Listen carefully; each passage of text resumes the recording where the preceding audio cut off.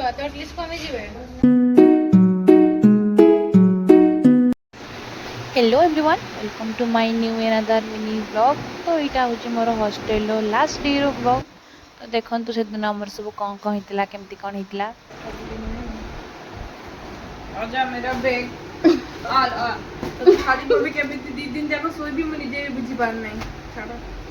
तो जेहेतु यहाँ संडे थिला तो आमर ये लंच भी आसी एंड लंच रे भात पनीर आलू तरकारी मीठा पापड़ एंड सालाड। जेहेतु मुझे पनीर से खाएनी एंड से तो भात खाई भी पारिनी तो टे टमाटो मिक्सचर पिज लंका ये सब दोल दोला कि झील मान तो मैंने खटा टिके गले मैंने होगला तो सेमती किसी मोर लंच। तो या पर आसीला वर्षार भौणी सब सीटा देखु जेहेतु सी पूरा कुनी छुआटी तेणु ताकू आम सहित फ्रीली करवाई सहित आम लगुलु एंड स्नापचैट रे भी फोटो देखिए। तमे बछर भौणी ना या भौणी ना स्नैपचैट उठाओ ना।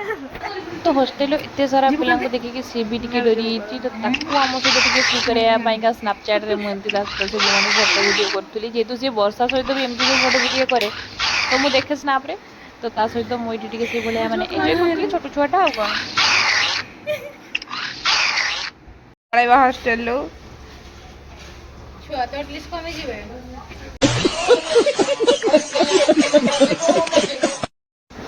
तो ये इवनिंग भी होता एंड इवनिंग रे मु टेढ़े मेढ़े खाऊली तो कहार कहार टेढ़े मेढ़े फेवरेट कहबे देखंतु दुबाई आसे जे मोर मुंडू घना घना म पळेबी बोली नो जे मासेनी हो ना हाँ ना से आसे किंतु एबे तमे अधिक रहउज तमे एमिति बाकी एबे टिके अधिक एटा आज पड़िबो आज तो नहीं केबे पड़िबो बुझाल नहीं एटा बहुत लेट रे पड़िबो लास्ट संडे इन हॉस्टल तापर हॉस्टल डे।